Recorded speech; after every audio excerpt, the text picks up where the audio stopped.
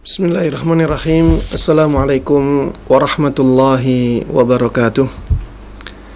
Innal hamdalillah nahmaduhu wa nasta'inuhu wa nastaghfiruh wa na'udzu billahi min shururi anfusina wa min sayyiati a'malina. May yahdihillahu fala mudhillalah wa may yudlil fala hadiyalah. Wa asyhadu an la ilaha illallah wahdahu la syarikalah wa asyhadu anna Muhammadan 'abduhu wa rasuluh. Sallallahu alaihi wa ala alihi wa sahbihi wa man tabi'ahum bi ihsanin ila yaumil liqa'ih. Para jemaah sekalian, kaum muslimin dan kaum muslimat, khususnya para pemirsa Roja TV dan para pendengar Radio Roja dimanapun Anda berada, semoga kita semuanya diberikan limpahan rahmat dan taufik oleh Allah Subhanahu wa ta'ala. Alhamdulillah, pada kesempatan yang baik ini kita bisa kembali meneruskan kajian ilmiah ini. Mudah-mudahan Allah Subhanahu wa ta'ala tetap memberikan kepada kita keikhlasan niat dalam melakukan amal yang mulia ini, dan mudah-mudahan dengan niat yang ikhlas tersebut Allah Subhanahu wa ta'ala memberikan kepada kita ilmu yang bermanfaat, ilmu yang berkah, ilmu yang menjadikan kita orang-orang yang baik dan mulia di dunia ini dan di akhirat nanti. Salawat dan salam semoga selalu terlimpahkan kepada Nabi yang sangat kita cintai, Nabi yang sangat kita kagumi, kita junjung tinggi, kita teladani, kita taati, kita percayai, Nabi Agung Muhammad sallallahu alaihi wasallam. Mudah-mudahan salawat dan salam tersebut juga terlimpahkan kepada seluruh keluarga beliau, seluruh sahabat beliau, dan seluruh kaum muslimin yang mengikuti beliau dan para sahabatnya dengan baik hingga hari akhir nanti. Ikhwati wa akhwati fillah, rahimani wa rahimakumullah. Pada kajian yang sebelumnya kita sudah membahas tentang beberapa hal yang ditunjukkan oleh dalil tentang kenajisannya. Ya, kita juga sudah singgung sebelumnya bahwa pada asalnya segala sesuatu itu suci. Hukum asal dari segala sesuatu itu suci. Kita tidak boleh mengatakan bahwa sesuatu itu najis kecuali ada dalil yang menjelaskan tentang kenajisannya. Makanya yang perlu kita ketahui adalah apa saja yang ditunjukkan oleh dalil bahwa itu najis, karena yang sisanya adalah suci. Dan kita alhamdulillah sudah membahas beberapa hal tersebut, ya. Di antaranya yang pertama kita bahas kemarin tentang kotoran manusia, ya, baik yang keluar dari jalan depan ataupun yang keluar dari jalan belakang, ya. Ada dalil-dalil yang menunjukkan tentang kenajisannya. Kemudian kita juga sudah membahas tentang darah haid.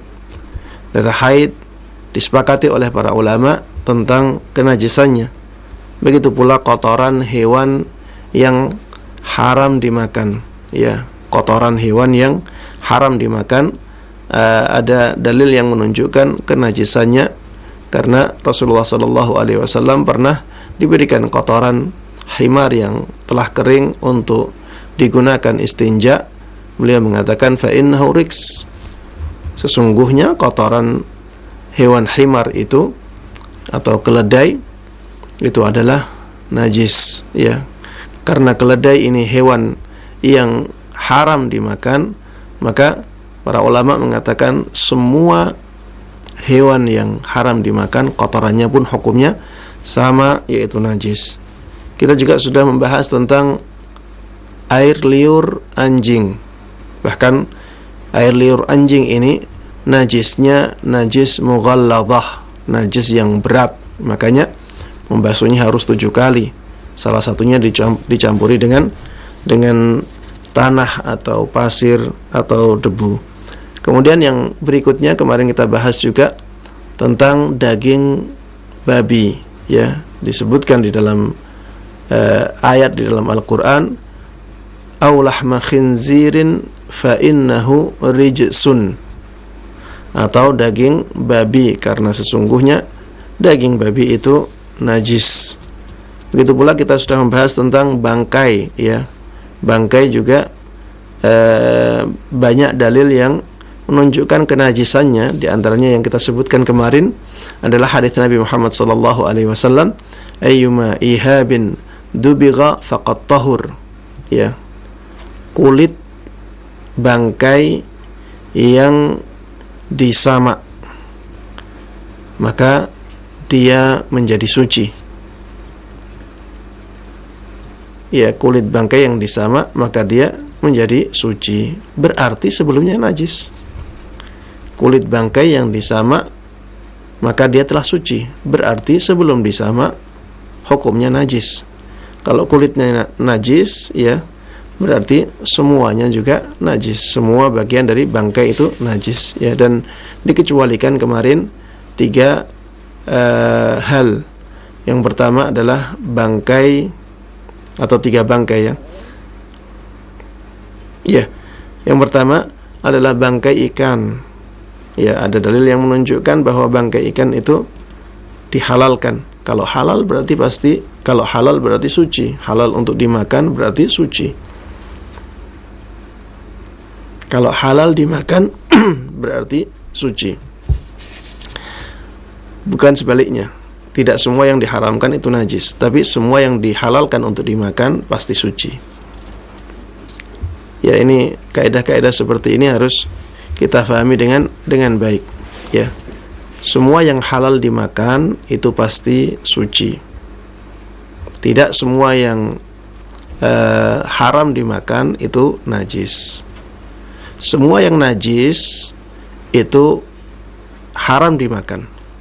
Semua yang najis itu haram dimakan.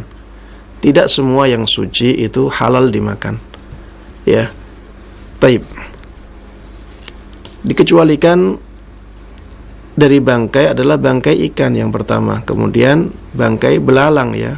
Kemudian yang ketiga yang kemarin kita sebutkan adalah bangkai hewan yang dikatakan oleh para ulama la damalahu sa'il. Hewan yang tidak mempunyai darah yang mengalir. Hewan yang tidak mempunyai darah yang mengalir. Kalau mungkin dibahasakan dengan lebih sederhana, mungkin hewan-hewan kecil, ya. Hewan-hewan kecil. Makanya para ulama ketika mencontohkan masalah ini atau hewan-hewan ini, mereka menyebutkan semut, ya. Mereka juga menyebutkan lebah. Mereka juga menyebutkan lalat. Kemudian mereka juga menyebutkan kupu-kupu, ya. Mungkin kecoa masuk di sini juga. Kecoa masuk di sini juga. Hewan-hewan serangga yang kecil, ya, bisa masuk dalam kategori mala damalahu sa'il, ya, hewan yang tidak punya darah yang mengalir, ya. Ini istilahnya orang di zaman dahulu. Tidak punya darah mengalir ini secara sekilas, ya, bukan secara keilmuan di zaman ini yang sudah sangat detail, ya, yang tidak kelihatan darah mengalir pun sebenarnya ada darah yang mengalir di tubuh hewan itu. Tapi ini istilah orang-orang di zaman dahulu yang menghukumi sesuatu secara sekilas saja. Taib. Kalau kita bahasakan dengan lebih sederhana sebagaimana saya sebutkan tadi, ya, hewan serangga yang tergolong kecil. Taib. Kemudian dikecualikan dari najisnya bangkai adalah, ini menurut sebagian ulama, ya, dan ini yang ana lihat dalilnya lebih kuat, tulang, kemudian tanduk, kemudian kukunya, kuku bangkai, kemudian rambut bangkai, kemudian bulu, ya, bulu bangkai seperti bulu ayam, ya. Ini dikecualikan dari najisnya bangkai, ya. Dan ini kemarin sudah saya bahas kenapa dikecualikan dari kenajisan bangkai, karena ini adalah benda-benda yang dianggap kering, ya, benda-benda yang dianggap kering. Jadi tidak perlu dibersihkan seperti kulit yang harus disamak. Ya, kulit bangkai bisa kita manfaatkan, tapi harus disamak dahulu, dibersihkan dahulu dari kotoran-kotoran yang melekat, ya, berupa gajihnya, berupa daging yang melekat di situ. Ini harus dibersihkan dahulu sampai dia benar-benar bersih, ya, benar-benar murni kulit yang ya bisa kering tersebut. Sehingga kulit yang asalnya tadi najis karena ada beberapa bagian yang bukan kulit yang menempel di situ, sekarang menjadi suci setelah bagian-bagian itu hilang. Dan pada tulang tidak ada bagian-bagian itu, ya. Kalau ada berarti harus dibersihkan juga bagian-bagian itu. Begitu pula di rambut bangkai, begitu pula di tanduk bangkai, begitu pula di kuku bangkai, ya. Dan di sini disebutkan, ya, Imam Bukhari rahimahullahu taala di dalam kitab sahihnya mengatakan, qala Az-Zuhri, Imam Az-Zuhri mengatakan, fi 'idhamil maitah, yang berkaitan dengan tulangnya bangkai, nahwal fili wa ghairih, seperti tulangnya gajah ataupun yang lain. Yang Az-Zuhri mengatakan tentang hal ini, adraktu nasan minas salafil ulama, aku telah menemui atau mendapati banyak orang dari para ulama salaf yang yamtashituna biha, mereka menggunakan tulang-tulang dari gajah ataupun hewan yang semisalnya untuk sisir rambut, ya. La yarawna bihi ba'sa, mereka tidak menganggap itu sesuatu yang buruk, ya, berarti dibolehkan. Mereka memandang hal tersebut tidak apa-apa sama sekali. Ya, ini menunjukkan bahwa orang-orang dahulu banyak yang menggunakan tulang bangkai sebagai sisir mereka. Ya, dan ini menunjukkan bahwa mereka menganggap bahwa tulang bangkai itu tidak najis. Dan ini kata-katanya min salafil ulama, dari para ulama salaf, ya. Taib. Yang berikutnya adalah ma quti'a minal hayawan wa huwa hayy, termasuk di antara sesuatu yang dijelaskan kenajisannya oleh dalil syariat adalah organ tubuh hewan yang masih hidup ketika dia terpisah dari hewannya. Organ yang terpisah dari hewan sedangkan hewannya masih hidup, ini dihukumi sebagai bangkai, dan bangkai itu najis, ya. Bangkai itu najis. Ketika organ yang terpisah dari hewan dihukumi sebagai bangkai, maka itu menunjukkan bahwa organ tersebut yang terpisah itu hukumnya najis, ya, karena hukumnya mengambil hukum bangkai. Hal ini sebagaimana dijelaskan oleh Nabi kita Muhammad sallallahu alaihi wasallam, ma quti'a minal bahimati wa huwa hayyun wa hiya hayyun fahuwa maitatun. Ma quti'a minal bahimati wa hiya hayyatun fahuwa maitatun. Organ yang terpisah dari hewan yang masih hidup, ya, maka dia adalah bangkai. Sehingga ini menunjukkan bahwa bagian tersebut menjadi najis, ya. Seperti misalnya ada ada kambing ya, misalnya ada kambing, kemudian dipotong telinganya dalam keadaan dia masih hidup, sebagian telinganya dipotong ya, maka potongan telinga itu hukumnya adalah hukum bangkai, sehingga itu menjadi najis.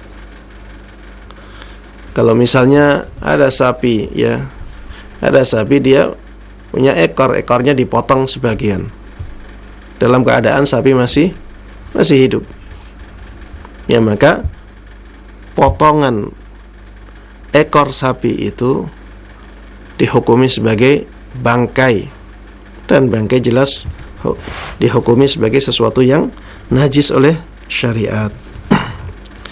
Kemudian yang berikutnya adalah lahmu ma la yu'kalu lahmuhu minal hayawan ya.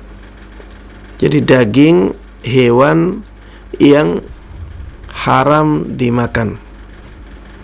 Daging hewan yang haram dimakan, maka ini najis. Kenapa dikatakan najis? Karena daging ini kalau diambil dalam keadaan hewannya masih hidup, masuk dalam hadis tadi, ma quti'a minal bahimati wa hiya hayyun fahuwa maitatun. Ini termasuk organ yang terpisah dari hewan yang masih hidup, maka dihukumi sebagai bangkai. Kemungkinan yang kedua, daging tersebut diambil setelah hewan tersebut mati. Kalau matinya tanpa disembelih, maka jelas bangkai. Kalau matinya disembelih, maka jadi bangkai juga, karena dia tidak boleh dimakan ya, sehingga sembelihan untuk hewan tersebut tidak berguna sama sekali. Disembelih atau tidak disembelih haram dimakan. Makanya disembelih atau tidak disembelih dihukumi sebagai bangkai, karena sembelihan tersebut tidak bermanfaat bagi hewan tersebut ya, karena hewannya sudah haram dimakan. Kalau misalnya ada orang ya menyembelih singa ya, singa itu haram dimakan. Kullu dhinabin minas siba fahuwa haram ya. Hewan buas yang punya taring maka hukumnya haram dimakan ya. Taib, kalau misalnya ada orang nyembelih singa, maka bukan berarti dia dagingnya menjadi halal dimakan. Dagingnya tetap haram dimakan. Berarti sembelihannya tidak bermanfaat sama sekali. Kalau sembelihannya tidak bermanfaat sama sekali, maka seakan-akan hewan tersebut belum disembelih. Kalau hewan tersebut belum disembelih, maka hukumnya apa? Hewan yang mati tidak disembelih, hukumnya adalah bangkai. Ya, makanya daging hewan yang haram dimakan itu hukumnya najis. Ya. Karena baik diambil ketika hewan tersebut masih hidup atau sudah mati, sama-sama semuanya masuk dalam kategori bangkai. Apa dalilnya? Dalilnya secara logis tadi dalil logis ditambah atau dihubungkan dengan dalil nakli atau dalil berupa nas hadis Nabi Muhammad SAW. Dalil yang kedua adalah hadis Nabi Muhammad SAW dari hadis Anas. Ya, Anas ibn Malik radhiyallahu anhu pernah mengatakan, asabna min lahmil humur, yakni yauma Khaybar. Kami mendapatkan daging keledai ketika perang Khaybar, di hari perang Khaybar. Fanada Rasulullah sallallahu alaihi wasallam. Maka Rasulullah sallallahu alaihi wasallam memanggil-manggil dengan suara yang tinggi, innallaha wa rasulahu yanhaakum an luhumil humur. Sesungguhnya Allah dan Rasulnya melarang kalian memakan daging-daging keledai. Fa innaha rijsun aw najis. Karena sesungguhnya daging-daging keledai itu najis. Ya. Baik.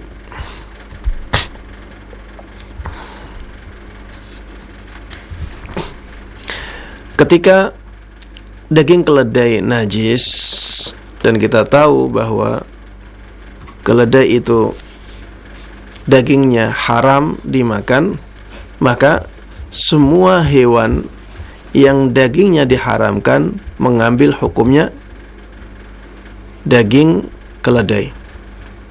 Maka semua daging dari hewan yang haram dimakan hukumnya mengambil hukum daging keledai.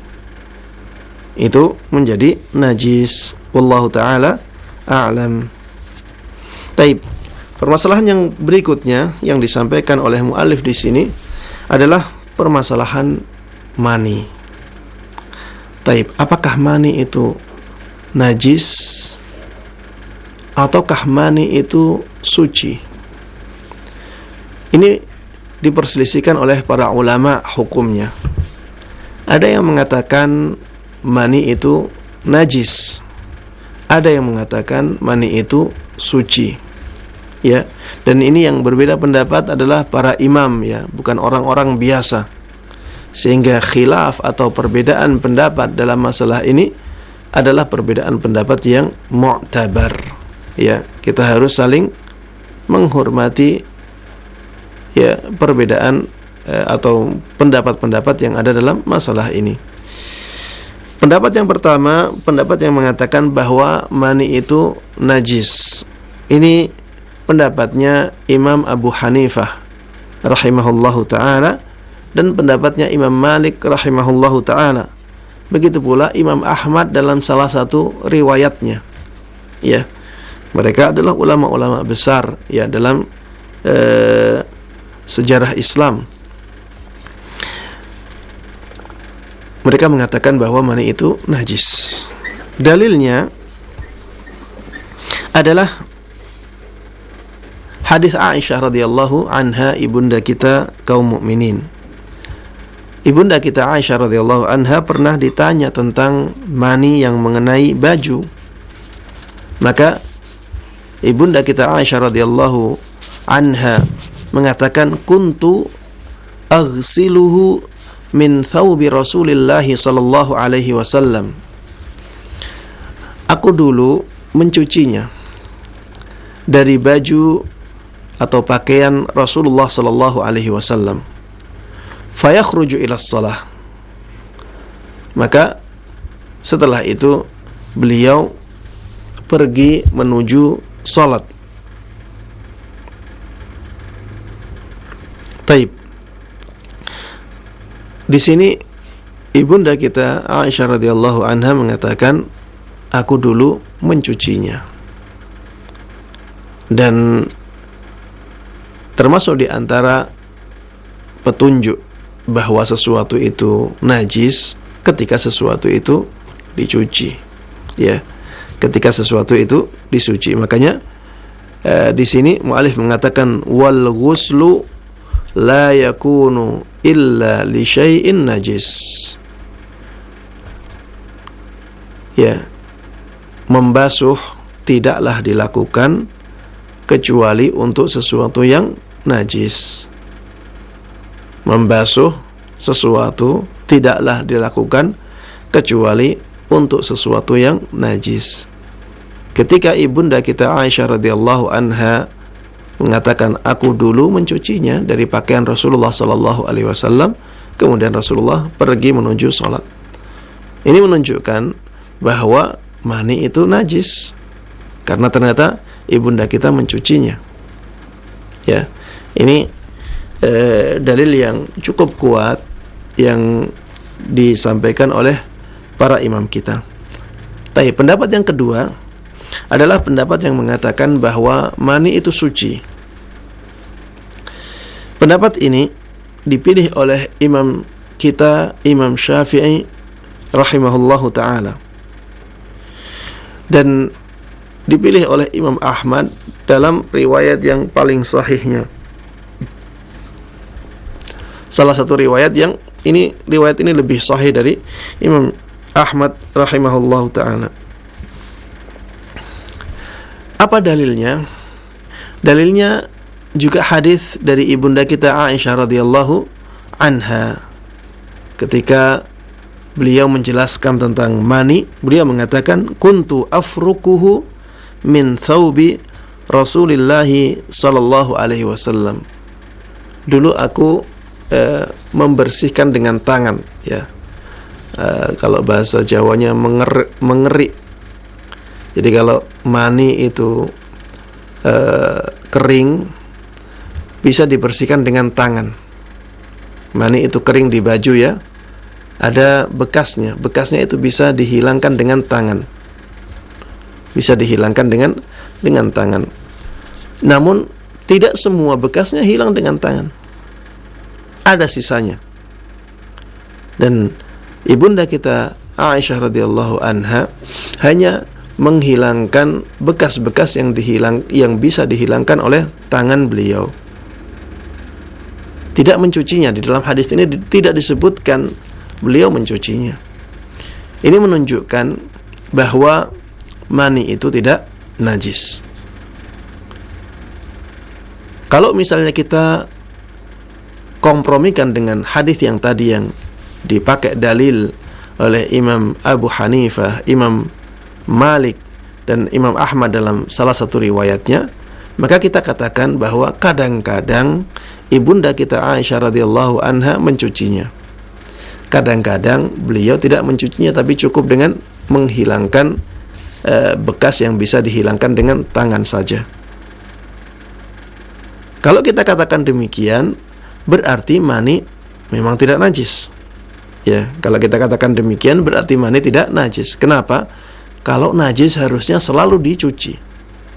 Kalau kadang-kadang tidak dicuci oleh ibunda kita, tapi hanya dihilangkan bekas yang bisa dihilangkan dengan tangan saat kering, maka berarti mani itu tidak najis. Memang sebaiknya dicuci, tapi kalau tidak dicuci pun tidak ada masalah.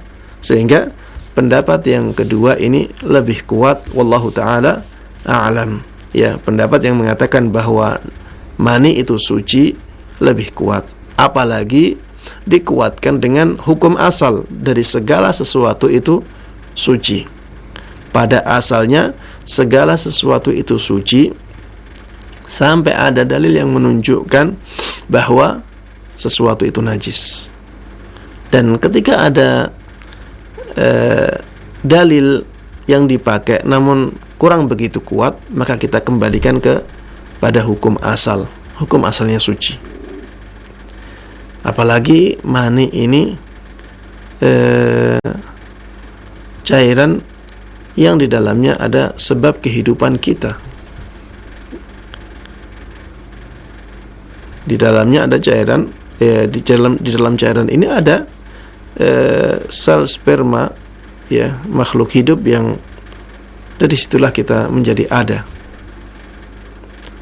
Kalau dikatakan ini najis, maka sangat tidak pas dengan keadaan manusia yang dimuliakan oleh Allah Subhanahu wa taala. Walaqad karramna bani Adam. Kami benar-benar telah memuliakan anak Adam. Tidak kurang selaras dengan ayat di dalam Al-Qur'an, di dalam surat At-Tin, wat-tini waz-zaituni wa turi sinin, laqad khalaqnal insana wa hadzal baladil amin, laqad khalaqnal insana fi ahsani taqwim.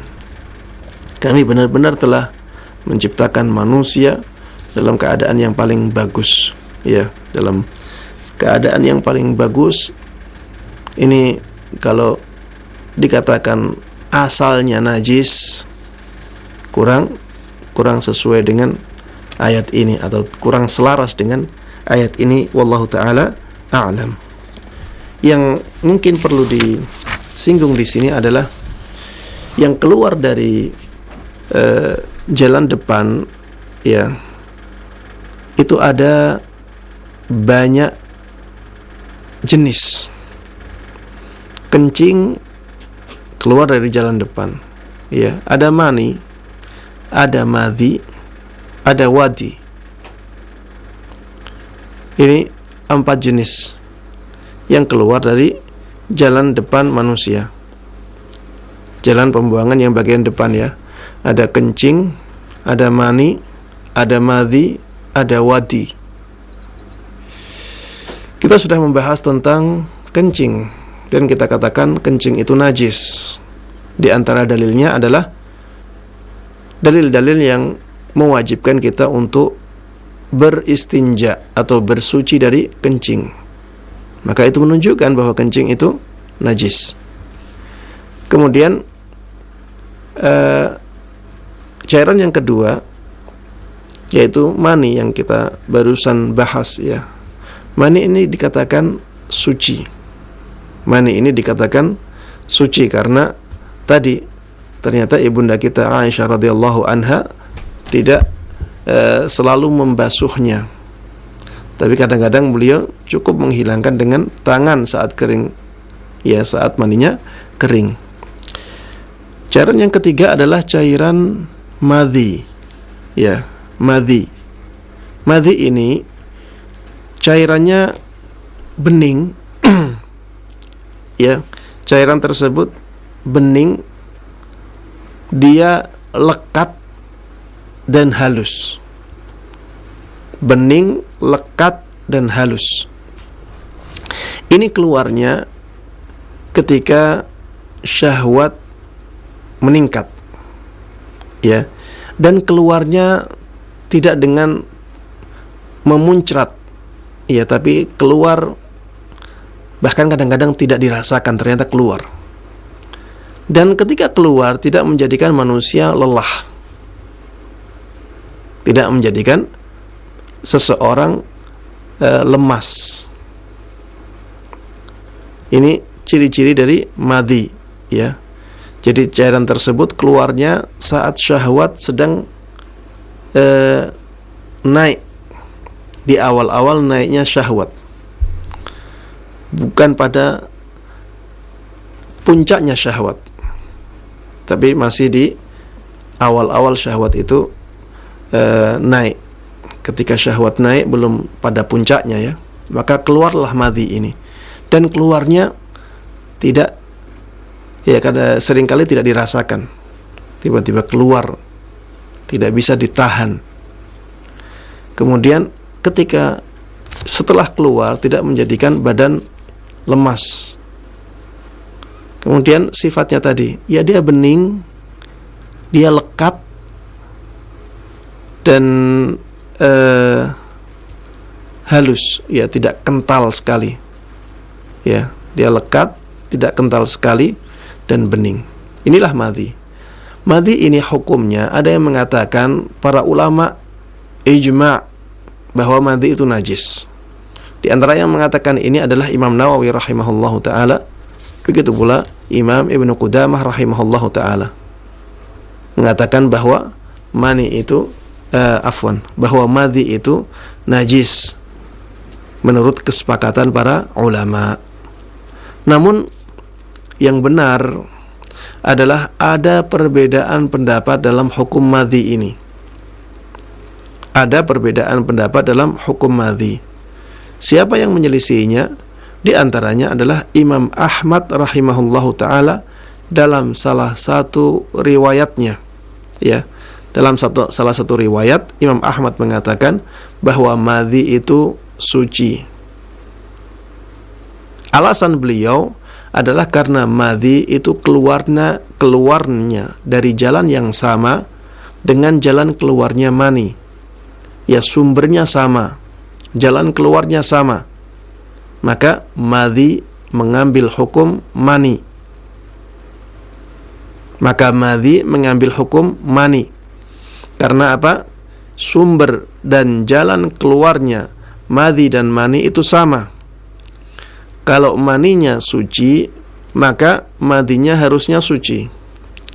Bagaimana dengan hadis yang menyebutkan bahwa Rasulullah Shallallahu Alaihi Wasallam memerintahkan seseorang untuk mencuci zakarnya orang yang keluar madhi dan berwudu, maka ulama yang berpendapat dengan pendapat ini mengatakan bahwa yang pertama yang diperintahkan untuk membasuh di situ, untuk dibasuh di situ adalah zakarnya, bukan madhinya. Sehingga ini tidak menunjukkan bahwa madhinya najis. Dan perintah untuk membasuh zakar di situ bisa jadi untuk mendinginkan zakarnya agar madhinya tidak keluar terus-menerus. Ini jawaban yang pertama. Jawaban yang kedua, bisa dikatakan bahwa perintah tersebut adalah perintah anjuran, bukan perintah kewajiban. Ya, bukan perintah yang mewajibkan. Walaupun pada asalnya perintah itu menunjukkan hukum wajib. Tapi di sini dikatakan perintah tersebut perintah yang berupa anjuran saja karena alasan tadi, bahwa mani dan madhi itu sumber dan jalan keluarnya sama, maka harusnya hukumnya sama. Apalagi di zaman ini, ya, bisa dibuktikan di zaman ini bahwa madhi itu bagian dari mani. Bahwa madhi itu bagian dari mani. Jadi sebenarnya madhi dan mani itu sama. Hanya saja mani itu lebih lengkap, ya, lebih lengkap unsurnya. Setiap madhi, ya, setiap mani itu pasti ada unsur madhinya.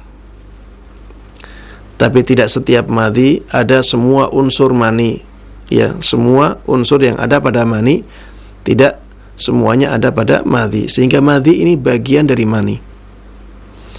Kalau kita hukumi maninya suci, maka harusnya kita menghukumi madhinya suci, ya. Maka harusnya kita menghukumi madhinya suci, karena madhi itu bagian dari mani. Namun kita harus tahu, ya, bahwa pendapat yang mengatakan bahwa madhi itu najis, ini pendapatnya 4 imam. Imam Abu Hanifah, Imam Malik, Imam Syafi'i, Imam Ahmad.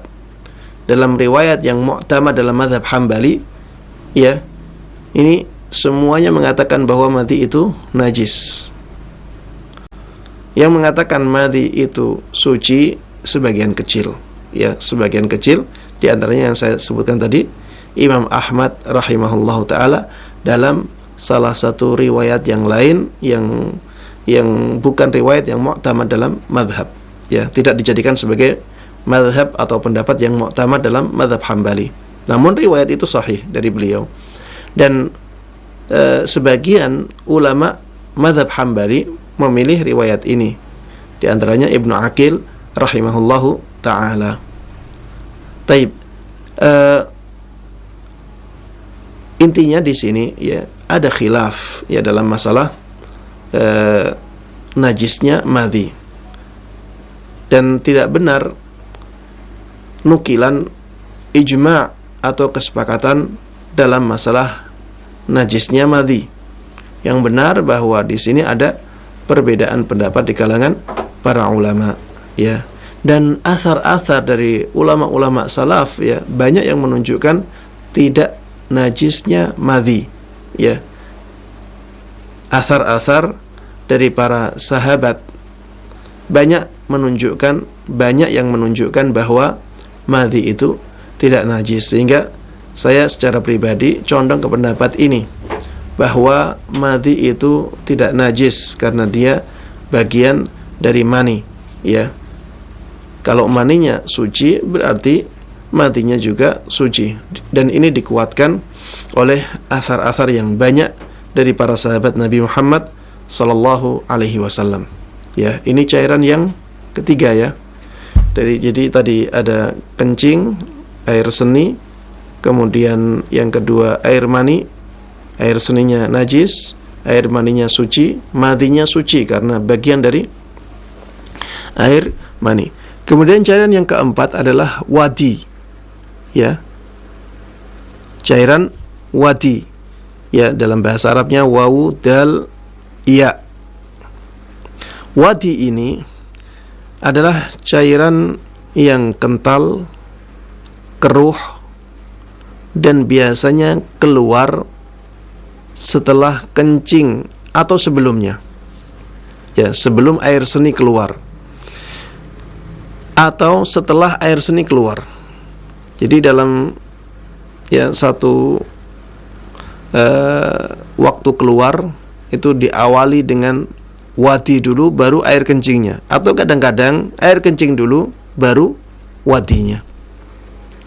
Di sini disebutkan ma'un abyadun sakhin. Wadi itu air yang kental dan warnanya putih. Yakhruju ba'dal baul. Di sini disebutkan keluarnya setelah kencing. Namun di dalam keterangan ulama-ulama yang lainnya ada yang menyebutkan bahwa bisa jadi wadi itu keluarnya sebelum kencing. Ya, bisa jadi keluarnya sebelum kencing. Kalau di sini disebutkan keluarnya setelah kencing, mungkin karena melihat kebiasaan. Keadaan yang paling banyak itu keluarnya setelah kencing, tapi bisa jadi keluarnya sebelum kencing. Disebutkan di sini wa huwa najisun ijma'a. Wadi ini najis menurut ijma' para ulama. Wadi ini najis berdasarkan ijma' para ulama, dan ijma' adalah dalil atau hujjah, bisa kita jadikan sebagai pegangan dalam berpendapat. Dan ini menunjukkan bahwa wadi itu najis. Sehingga dari 4 cairan yang keluar dari jalan depan manusia, maka kita bisa menyimpulkan bahwa yang 2 najis, yang 2 suci. 2 yang najis adalah air seni dan wadi, kemudian 2 yang suci adalah air mani dan madhi. Wallahu ta'ala a'lam. Baik. Demikian, ya, karena waktu sudah hampir jam 7, ya, dan harus ada sesi tanya jawab. Ana akhiri kajian ini sampai di sini, ya. Mudah-mudahan apa yang kita dapatkan bermanfaat bagi kita semuanya.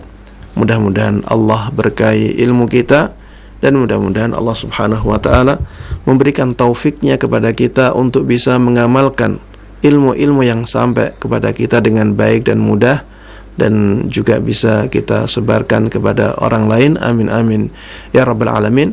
Wa sallallahu wa sallama wa baraka ala nabiyyina Muhammadin wa ala alihi wa sahbihi wa man tabi'ahum bi ihsanin ila yaumiddin. Walhamdulillahi rabbil alamin. Nah, jazakallahu khairan wa barakallahu fikum Ustaz atas penyampaian materi yang sangat bermanfaat sekali di kesempatan ini. Nah, ikhwatal Islam azakumullah. Saatnya kami membuka sesi tanya jawab. Halo. Halo, assalamualaikum warahmatullahi wabarakatuh. Waalaikumsalam warahmatullahi wabarakatuh. Dengan Bapak siapa di mana? Dengan Bapak Amin dari Jonggol. Pak Amin di Jonggol, silakan. Ya, mau menanya apa tentang yang termasuk belalang itu, seperti jangkrik itu termasuk belalang bukan itu ya? Baik. Dan araron itu. Laron ya Pak? Iya. Baik. Syukran jazakallah khair kasir. Ya, warahmatullahi wabarakatuh.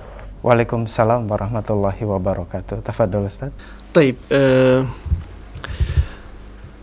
dikecualikan dari bangkai yang haram dimakan adalah bangkai belalang, ya. Dan belalang ini banyak jenisnya, ya. Belalang ini banyak jenisnya. Dan wallahu alam, ya, jangkrik termasuk dalam jenis belalang, ya. Anda melihat jangkrik dalam jenis belalang, wallahu taala alam. Sehingga hukumnya mengambil hukumnya belalang. Adapun laron, ya. Laron ini masuk dalam kategori serangga, ya masuk dalam kategori serangga. Dan hasyarat ya dalam bahasa Arabnya serangga, hasyarat dalam bahasa Arab yang artinya adalah serangga, ini diperselisihkan oleh para ulama tentang hukumnya. Ada yang mengatakan halal karena hukum asalnya serangga itu halal. Ada yang mengatakan haram, ya. Ada yang mengatakan haram. Kenapa demikian? Karena itu menjijikkan bagi orang Arab, ya. Itu termasuk hewan yang menjijikkan bagi orang Arab. Orang Arab tidak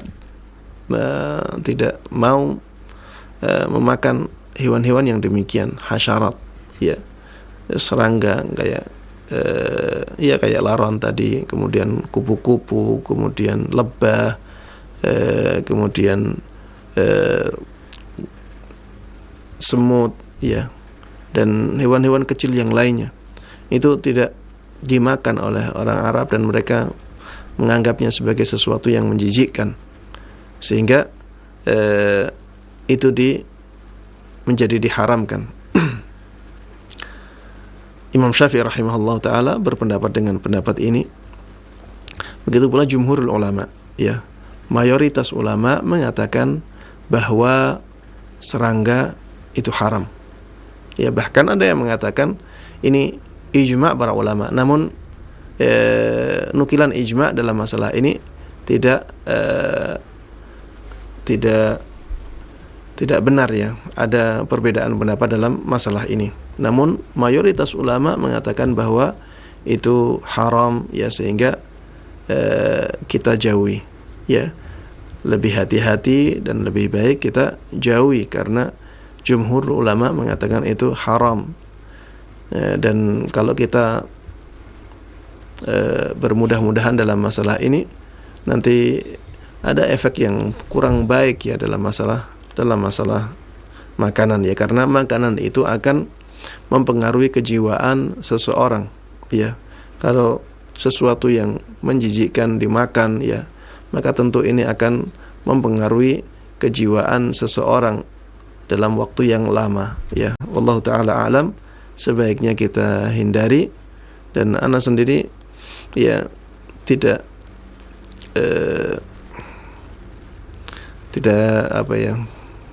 ketika melihat ada laron dimasak gitu, ya, saya melihat itu sesuatu yang menjijikkan, ya, tidak kuat untuk memakannya. Ya, begitu pula dengan orang-orang yang masih ala fitratihi, ya, di atas fitrah yang lurus, ya, tidak akan mau memakan, misalnya ada semut dikumpulkan kemudian dimakan, atau lebah dikumpulkan kemudian dimakan, ya, atau misalnya kupu-kupu dikumpulkan kemudian dimakan. Ini sesuatu yang tidak wajar bagi orang yang masih di atas fitrahnya yang lurus, ya, sehingga itu sesuatu yang memang seharusnya ditinggalkan oleh seorang muslim, ya, apalagi jumhur ulama atau mayoritas ulama mengharamkannya. Wallahu ta'ala alam. Nah, jazakallahu khairan wa barakallahu fikum Ustadz atas jawaban yang disampaikan. Semoga bermanfaat untuk Pak Amin yang berada di Jonggol. Dan pertanyaan selanjutnya kami akan bacakan dari pesan singkat. Assalamualaikum warahmatullahi wabarakatuh Ustadz. Dari hamba Allah, Ustadz, bagaimana dengan hewan-hewan yang hidup di dua alam, di air dan di darat? Apakah halal ataukah haram? Contohnya buaya, katak, kura-kura, penyu, ular, keong, kepiting, dan lain sebagainya. Apakah hal ini halal dimakan ataukah tidak, Ustadz? Dan bagaimana hukum najis atau tidaknya? Syukran. Baik.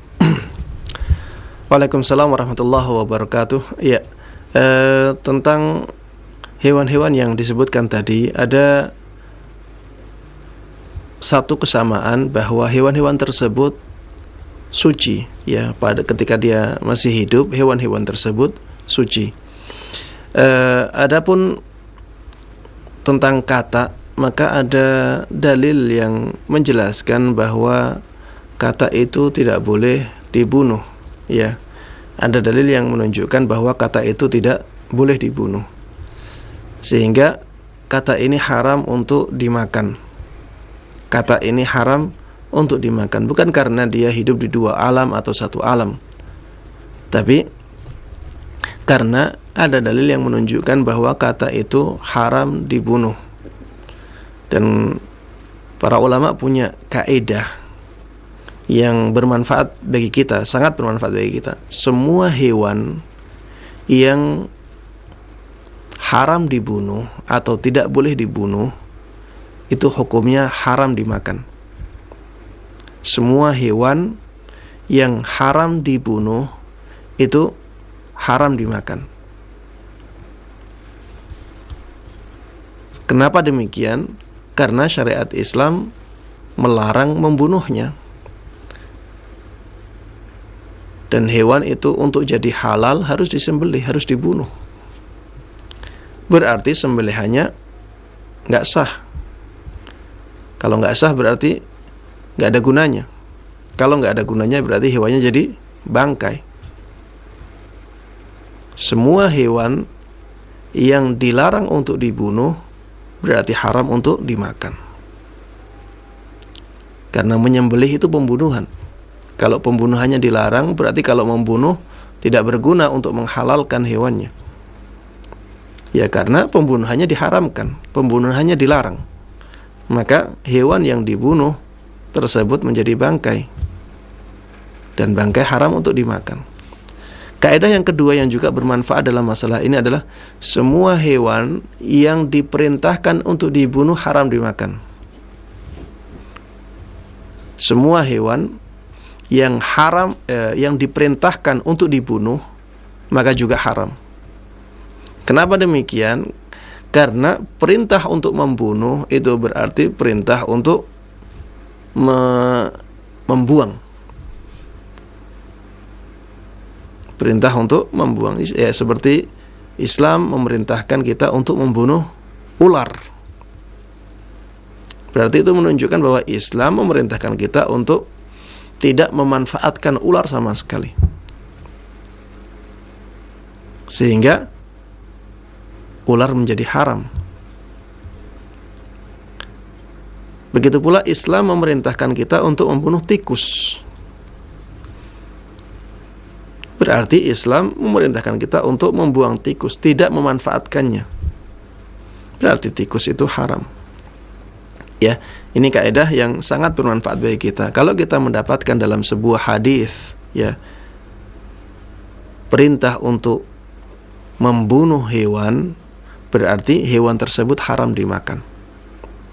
Begitu pula sebaliknya. Ketika ada hadis yang menunjukkan pengharaman membunuh suatu hewan, ya, maka hewan tersebut haram dimakan. Kaidah ini disebutkan oleh Imam Syafi'i rahimahullah taala dalam kitab beliau Al-Um, ya. Taib. Kata haram dimakan. Kenapa? Karena ada hadis yang menjelaskan bahwa membunuh kata itu tidak boleh. Ada larangan membunuh kata. Adapun buaya diperselisihkan oleh para ulama, ya. Adapun buaya ini diperselisihkan oleh para ulama.